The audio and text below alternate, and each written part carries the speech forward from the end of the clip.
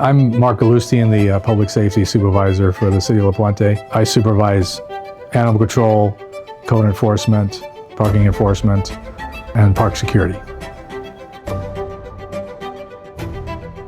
I've been at the city about 5.5 years, hired on as a code enforcement officer assigned to animal control. If I had to do the same thing over and over again, I wouldn't enjoy it. I'm not the type of person that can do the same task over and over again. And every day is a different day here. We come across all different kinds of things on a daily basis.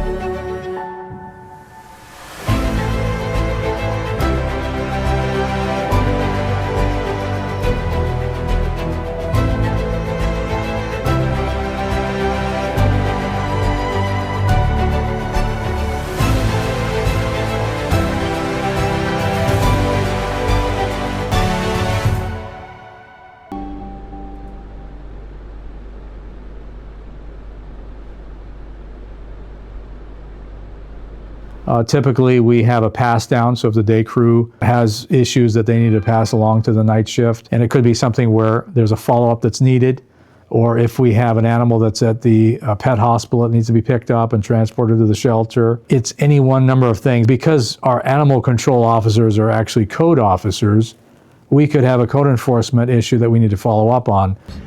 Yes. How's it going, sir? This is Officer Ramirez calling from the City of La Puente Animal Control. How are you? Yes. By any chance, are you home, sir? I'm here at your property real quick. An example would be a business in our city that has loud music that's after 10 p.m. and that's something that a night shift officer would respond to, along with an animal call that we get. Again, we're also backing up parking enforcement, somebody blocking a driveway to a vehicle that needs to be towed. So our animal control officers are multitaskers. They're going to be able to handle pretty much anything that comes up.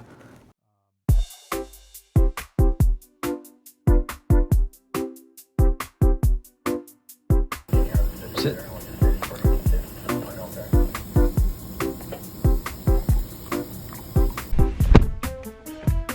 Alrighty. Everybody ready to go? Duchess, you good? Alrighty.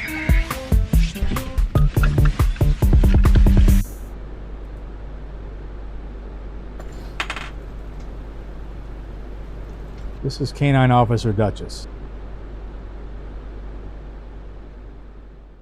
So I met Duchess January 14th, and we were in the process of taking an animal away from somebody that was abusing the dog. Duchess was at the pet clinic that we go to, and she was walking around in the clinic, and we locked eyes. I immediately was concerned because she was very, very skinny. You could see her hip bones. She was very thin, and they told me that she was hit by a car and that they were supposed to put her to sleep. She had a fractured vertebrae. She had fractured hip. The city only has so much money. Something like that is a very costly injury. And they said, well, go ahead and take her because she needs a home. And now she's with us, helping us. Special events with us, like the kids will come out for Government Day or Career Day, and we'll show how we do our job. And I think for her, she's probably happy at doing that. She seems happy, right Dutchie? She's a good dog. They had obtained a grant to train dogs, actually to train officers to train dogs. So we needed a dog. Good morning. Good morning, Duchess. How are you today? How's it going? You ready for your eventful day with Officer Ramirez? So Duchess has been in training with our day shift officer, Officer Ramirez, and he spends the day shift with her, and he does the primarily most of the obedience training with her. I am Officer Ramirez, and I'm a code enforcement officer for the City of La Puente, assigned to the Animal Control Division. I have Canine Officer Duchess with us. She's our new PR dog that we have for the city. She's currently in training as well. She's a work in progress. Right now, we're working with a trainer right now to help her out, to obviously get to where she wants to be, obviously get her a little bit more obedient with commands. So typically, but after our typical drive around, I'll bring her over to the grass a little bit to kind of get a little bit of grass time, a little bit of open air, and then from there, we kind of just let her relax a little bit, and then when we get back out, we go back out to work. Whenever we bring Duchess along, we have her look around her area for a little bit first. Then we get her loaded up into the truck, get her seatbelts in, because it's always safety first. Even our little doggies need to have a little bit of safety with them too on seatbelts. So right now I'm gonna just fix up the truck a little bit, get it comfortable and everything so we can roll out.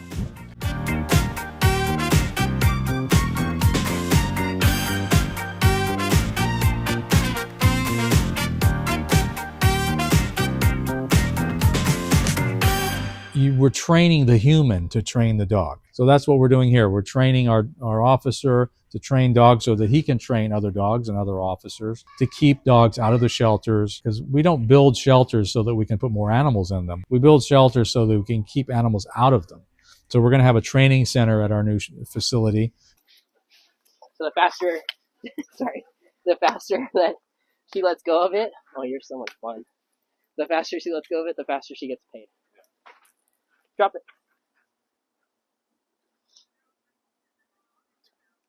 Yes. We'll help people with their dogs, veterans that have PTSD, because they need these dogs for emotional support. Law enforcement dogs, we have the Olympics coming, so we're going to have a training center so that they can train their dogs while they're out here assisting with the Olympic event. Sits. Platz. Good girl.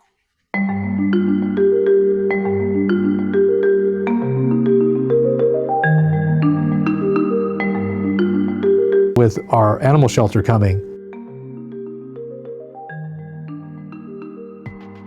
we're going to be able to assist pet owners at a much greater level, because we will be able to house the animals with our own facility. You have these guillotine doors that allow the animal to go from inside to outside, and each one of these kennels has its own separate door and up. So that way in the daytime they can come out here, and move around outside in this area until we can, take them for a walk.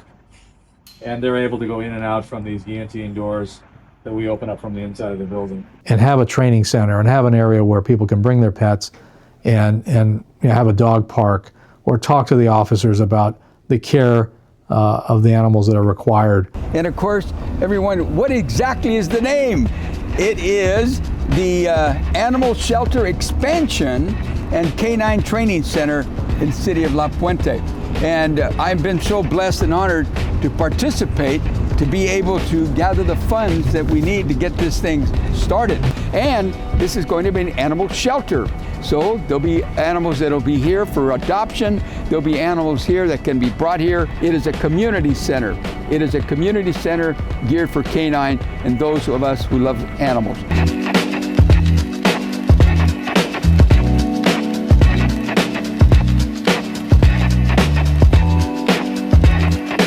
Our first tool is the gloves.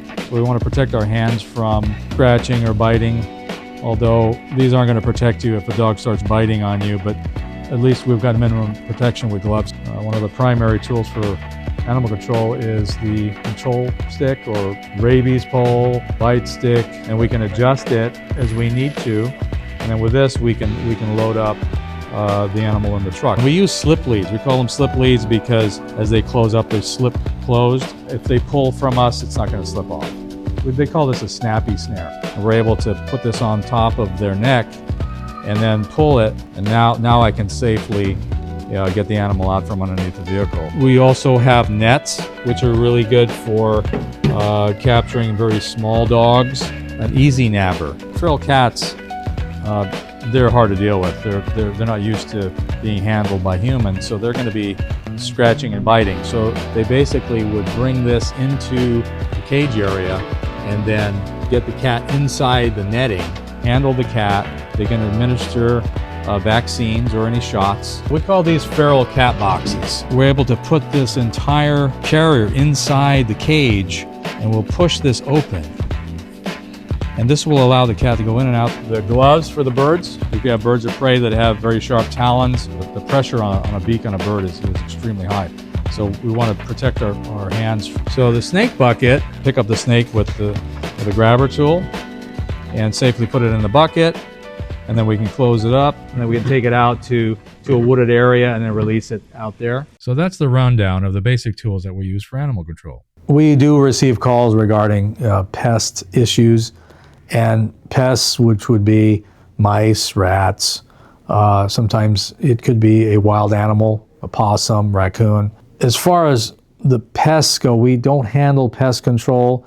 Our officers are not permitted to go under a home, inside an attic, inside a home to deal with pest issues. If it's something that's involving a city property, then the city will handle it. But if it's on private property, we don't handle that. Copy. It looks like they're leaving.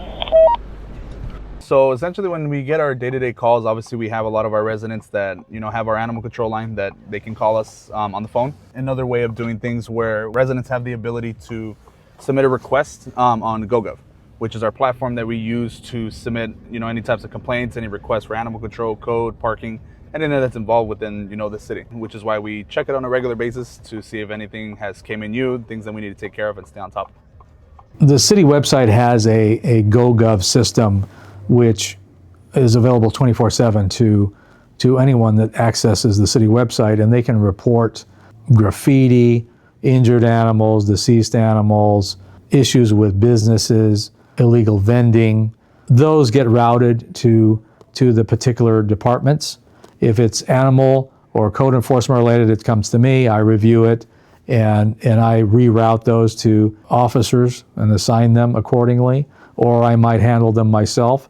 The officer, typical day, the officer comes in and they're going to be following up on some of their cases that they're assigned to them. I've got my screen up and I'm showing that I have about 53 cases here that I'm going to be looking at, and any cases that are due today are going to be in red. It's the best way to dispatch our officers after hours. If they try to call City Hall, the phone is not going to be answered because the staff isn't here after 5:30 in the evening. The best way is to go onto the website and use the app. The typical call for animal control is, unfortunately, deceased animals. We get a lot of deceased animal requests to go and pick up that animal, and we want to pick those up as quickly as possible because that's a quality of life issue. We don't want that deceased animal out there causing issues for our residents. We do get, unfortunately, a lot of these type of calls for, a lot of dead animals that are obviously unfortunately ran over. We try our best to get out here as soon as possible to obviously pick up the animals that are obviously passed away and go from there. We don't want them obviously suffering anymore, that they're going to be obviously out on the road or anything like that. So we try to respond to these calls as soon as possible. We will go out there within a few hours, if not within the hour. A dog that we had I actually located on Monday. So unfortunately the dog did not have any chips, so we weren't able to determine who the owner was. But thankfully, because of social media and putting things out there, we were able to get a phone call this morning from the owner that ended up saying that she found a dog matching the same description.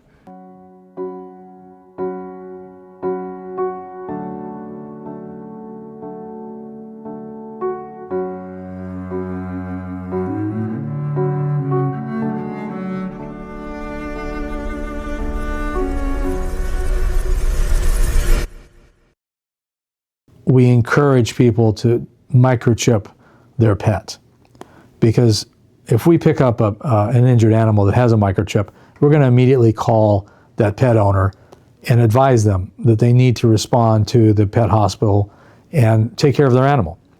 Because if we have no owner, then the determination of what's going to happen to that animal is going to be made by the vet. Like I said, we encourage the microchipping. It's a very simple process. It's a number and a system, and we scan for that chip, and we get that number, and we call the microchip company, and we obtain the pet owner's information, and we call them immediately. Microchips are embedded just by the back of their neck area, and it's just under the skin. It doesn't penetrate, it doesn't go inside, it's basically just under the skin area. It's a little bit smaller than a grain of rice. There's no medical issues to have a microchip.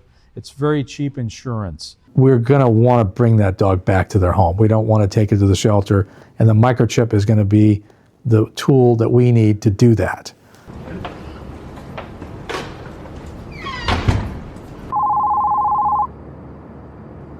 La Puente Animal Control. Hi, good morning. Hi, good morning. My name is June. I'm calling in regards to We go through a lot of pet licensing renewals, And that's at a high volume here. We probably spend most of our day shift hours dealing with following up on pet licensing, and that's going to require the pet owner to get their pet vaccinated. And that's the main reason why we enforce the pet licensing, is to make sure that these pets are vaccinated so that we don't spread disease. And it's something where we want to follow up and make sure they got their dog licensing, their vaccinations. They get a notice from us, and it's could be a courtesy notice or a notice of violation, depending upon the severity of it. That follow-up date comes up, and we want to follow up with that property owner or the dog owner. And unfortunately, if they do not comply, then we issue citations. And we try to avoid doing that by contacting the property owner or the dog owner and following up with them and reminding them that today was their due date, and if they need additional time. The problem we have is the pet owners or the property owners do not contact us and ask for more time. And they get a citation and they call us and they say, well, I was on vacation, or I was out of town, I wasn't able to get an appointment to get vaccinations. We don't know that, because we don't want to issue citations. What we want is we want compliance, voluntary compliance. Animal control is very, very busy during the day with licensing and following up on some of the cases versus what happens at night. So when we start our shifts, we want to check the truck. We want to make sure all of our equipment is in good order. So we do basically an inspection of the vehicle. We make sure we have all the supplies we need, enough bags, enough disposable gloves, all of the tools are in proper working order. Forms that we use, we have medical treatment forms, we have intake forms. Up! The nighttime calls are generally emergencies. An injured animal or a sick animal. Those are the calls that frankly are the most difficult. We need to make sure that we get that animal to veterinary care as quickly as possible. We do have contracted pet clinics that are open all night, and that enables us to be able to transport those animals at any hour so that we can get these animals the care that they need. So for me, the most difficult calls are the injured animals. Those are heartbreaking because we have an animal that's suffering, and we want to do our best to relieve that suffering, and whether it's having veterinary care or, unfortunately, in some cases, euthanasia.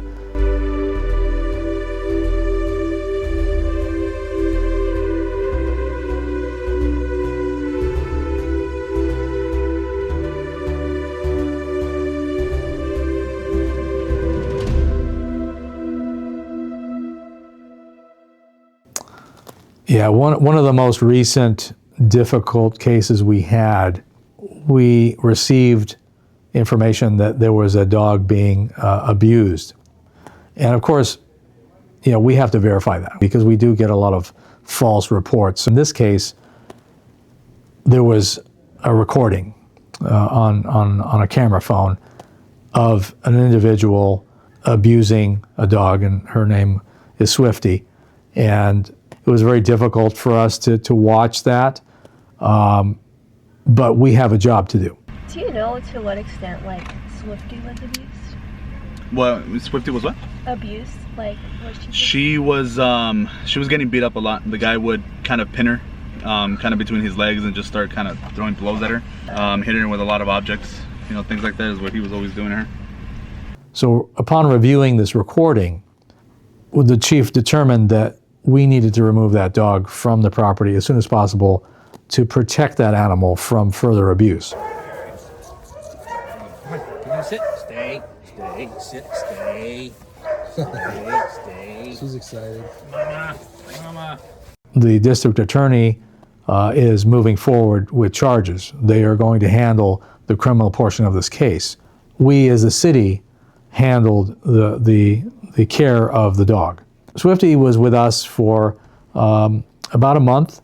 We rehabilitated her. We took her to the vet. We made sure that she received the proper care that she needed. Swifty did not deserve the kind of abuse that she was receiving. And we ended up rehoming Swifty because that was best for her.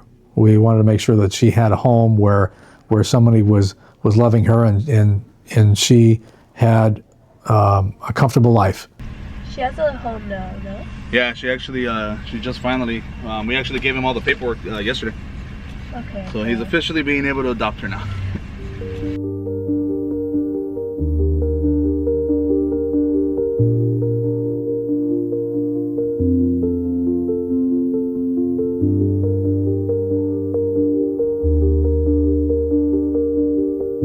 We need to make sure that anyone that sees anyone abusing an animal, neglecting an animal, reports that to us. That's another issue that we have, is people don't want to get involved. And you can be anonymous. You can report to us that you've seen this, and we will follow up on it. That's our job.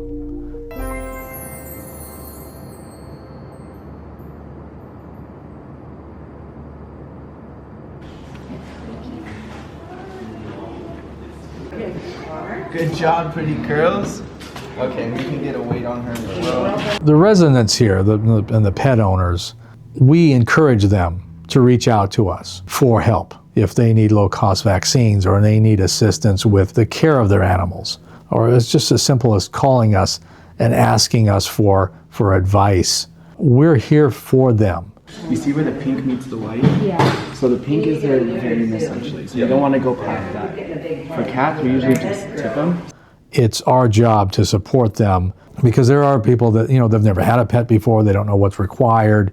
And even before they get a pet, we can talk to them about it and what's going to be required of them. We need to make sure that if their animal is needing of medical care, that they receive it. It could be as simple as the low-cost vaccine clinic that we have every month. Hi guys, Megan here with Heart for Pets. We are here once a month in the city of La Puente offering low-cost vaccinations and other services as well, such as microchipping, flea control, fecal testing, and even nail trimming. So come on down, we're here once a month. We hope to see you soon. Good morning everyone, I'm Mayor Charlie Klinakis from the city of La Puente, and I'm actually here at our pet clinic today that we put on for the community.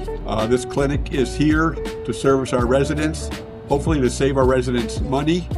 And again, we know there's trying times for everyone, so anything we can do to help our residents save, we're glad to do so. We want the residents to utilize that low-cost pet clinic because we have made arrangements for them to come out here every month, talking to them about how to take care of their pets. Or it could be that their pet needs veterinary care, and we can direct them to one of our local vets that will assist them. We have some really good doctors on staff under contract with the city. To own a pet is a privilege. It's not a right. If you do have a pet, you are required to care for it. And now with our animal shelter coming, we're going to be able to assist pet owners at a much greater level, because we will be able to house the animals in the city with our own facility and have a training center and have an area where people can bring their pets.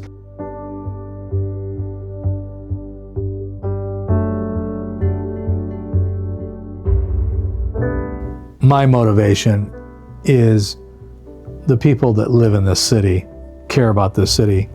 The community is a proud community here, and it encourages us to come to work and to help them.